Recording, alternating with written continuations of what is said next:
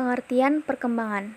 Perkembangan adalah pola perubahan yang dimulai sejak masa konsepsi dan berlanjut sepanjang kehidupan. Di dalam istilah perkembangan, termasuk istilah perkembangan berorientasi proses mental, sedangkan pertumbuhan lebih berorientasi pada peningkatan ukuran dan struktur. Perkembangan berlangsung seumur hidup, sedangkan pertumbuhan mengalami batas waktu tertentu. Perkembangan berkaitan dengan hal-hal yang bersifat fungsional, sedangkan pertumbuhan bersifat biologis. Misalnya, pertumbuhan tinggi badan dimulai sejak lahir dan berhenti pada usia 18 tahun.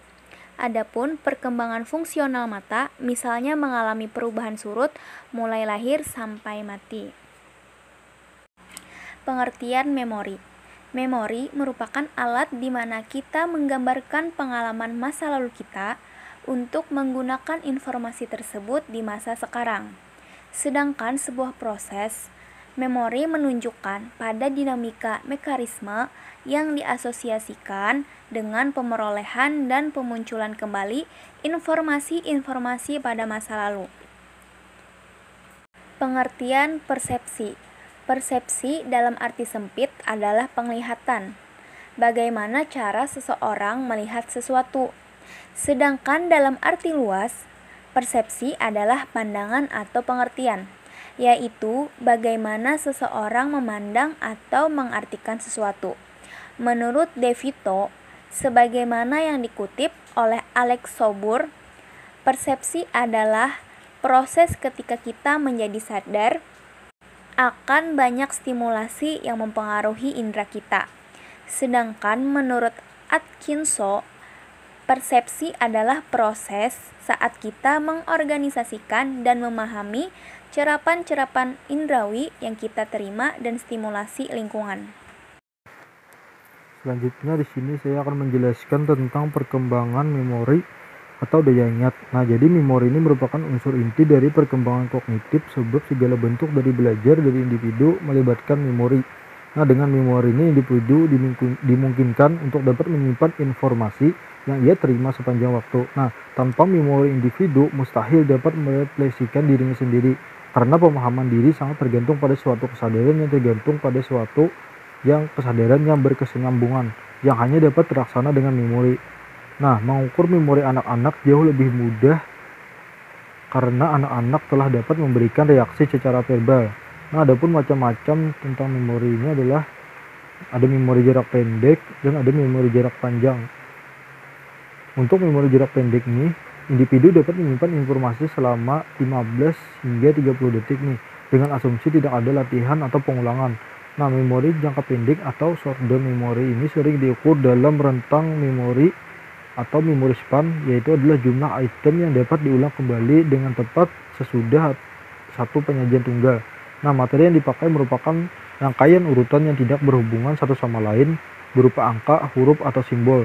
Nah, dibandingkan dengan anak-anak kecil yang lebih besar atau dewasa, anak yang lebih kecil lebih mungkin untuk menyimpan materi berupa visual dalam jangka pendek.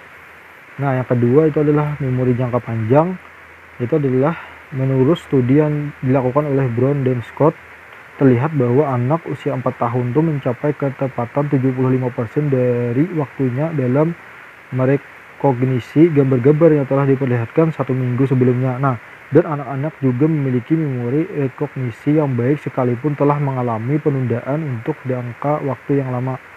Oke, selanjutnya itu adalah perkembangan persepsi. Nah, untuk persepsi adalah pengalaman tentang objek peristiwa atau hubungan-hubungan yang diperoleh dengan menyimpulkan informasi dan menafsirkan pesan. Indra mengingatkan individu akan bahaya serta memberikan informasi yang membutuhkan untuk menafsirkan berbagai peristiwa dengan mengantisipasi masa depan. Nah, untuk proses memahami informasi tentang dunia atau lingkungan inilah yang disebut dengan persepsi.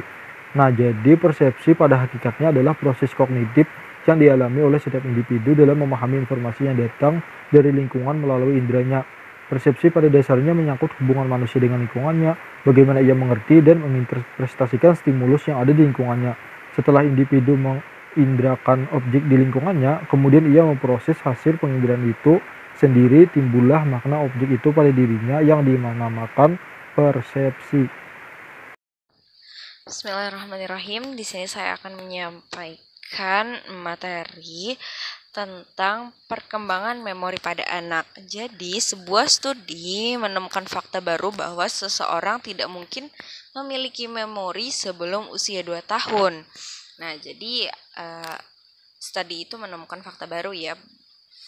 Namun, dari berbagai studi lainnya, hampir 40% orang percaya bahwa memori pertama mereka diperoleh pada saat berusia 2 tahun atau lebih muda dari itu, yakni pada usia 9-12 bulan.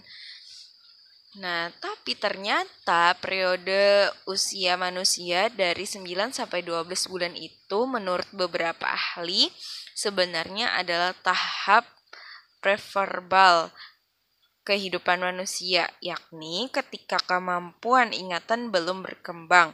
Karena itu, para ahli mengambil kesimpulan bahwa ingatan di usia 9-12 bulan itu adalah ingatan fiktif atau ingatan yang sifatnya itu fiksi gitu. Kita tidak bisa membuktikan bahwasanya benar-benar memori itu terbentuk pada usia 9-12 bulan. Tapi di usia 2 tahun itu sudah pasti terbentuk memori. Kenapa? Kita kembali lagi kepada perkembangan memori ya di otak manusia itu. Yang pertama itu namanya ada sensory register. Nah, sensory register ini adalah di mana ketika kita melihat sebuah objek dengan indera kita. Nah, jadi kita ada kesimpan tuh memorinya. Oh, kita ngelihat kucing misalnya. Nah, tapi karena kita melihatnya itu sekilas saja dan dia akhirnya kita tidak tahu warna kucingnya itu apa dan lain-lain itu tidak detail. Kita cuma melihat kucing saja gitu. Nah, itu masuk ke dalam sensory register. Nah, sensory register ini memorinya itu tersimpannya sangat-sangat sebentar, hanya persekian detik saja gitu. Kita bisa saja langsung melupakannya. Nah, itulah yang terjadi di usia bayi 9-12 bulan karena dia kan masih mengindra sesuatu dan dia juga belum punya pengalaman akan sesuatu. Makanya itu dikatakan memori pada bayi yang usianya 9-12 bulan itu fiktif atau fiksi. Nah, yang kedua, tahap pembentukan memori itu ada namanya short term memory atau memori jangka pendek. Nah, memori jangka pendek ini adalah memori yang tersimpan di otak kita tapi jangkanya pendek. Kita bisa mengingatnya paling 30-1 menit saja gitu di dalam ingatan kita. Setelah itu kita bisa lupa lagi. Misalnya kayak tadi kita sekilas melihat ada kucing, warnanya putih gitu ya, cuma sekedar itu, dan setelah 1 jam kita ditanya lagi, kamu tadi ngeliat kucing kan gitu ya, kucingnya warna apa? Nah, di situ kita bingung gitu kan, apa warnanya, entah putih apa abu-abu ya, putih apa abu-abu. Nah, itu berarti memori kita masih tersimpan di short term memory. Nah, inilah biasanya inilah gitu ya proses perkembangan memori yang biasanya terjadi di anak antara usia 2-5 tahun, di mana dia sering bertanya gitu. Misalnya, "Ma, ini apa?" Terus beberapa menit kemudian dia nanya lagi dengan benda yang sama, "Mah, ini apa ya?" Atau, "Pa, ini apa ya?" Nah, itulah bukti bahwasanya perkembangan memori anak usia 2-5 tahun itu masih pada tahapan short term memory atau berada pada tahapan memori jangka pendek. Dan yang terakhir ini adalah anak usia 5 tahun ke atas sampai dewasa, di mana memorinya itu sudah tersimpan di long term memory. Nah, long term memory ini adalah memori jangka panjang yang itu dia bisa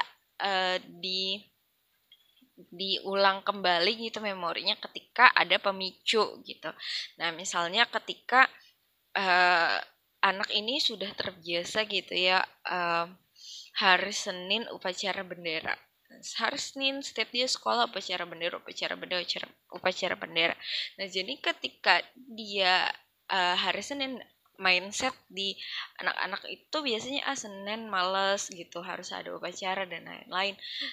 Nah, itulah akhirnya ingatan atau memori tersebut tersimpan di long term memory karena sudah dilakukan berulang-ulang dan juga kadang kala itu ada berbagai pemicu yang membuat kita ingat akan memori tersebut. Nah, mungkin itu yang dapat saya sampaikan terkait perkembangan memori pada anak. Terima kasih. Oke, yang terakhir ini adalah perkembangan persepsi anak.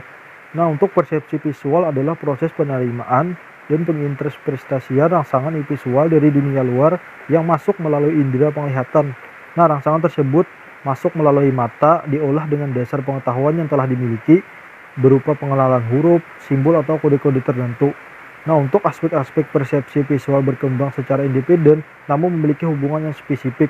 Nah, serta berhubungan dengan kemampuan anak untuk belajar dan menyesuaikan diri. Nah, untuk siswa yang belum mempunyai kesiapan perseptual dalam mengikuti proses pembelajaran mengalami masalah yang mengganggu aktivitas belajarnya. Nah, siswa itu akan kesulitan untuk mengenal bentuk benda. Nah, misalnya ada persegi 4, kubus dalam gambar, memahami bentuk dan latar belakangnya, misalnya bentuk angka atau simbol huruf. Nah, sehingga kesiapan perseptual sangat penting menjadi dasar seorang anak tuh untuk bisa berhasil menjalani proses pembelajaran pada tingkat dasarnya. Kemampuan perseptual memegang peran yang sangat penting dalam proses belajar anak, terutama yang terkait dengan akademis dan keterampilan mengelola lingkungan dalam kehidupan sehari-hari.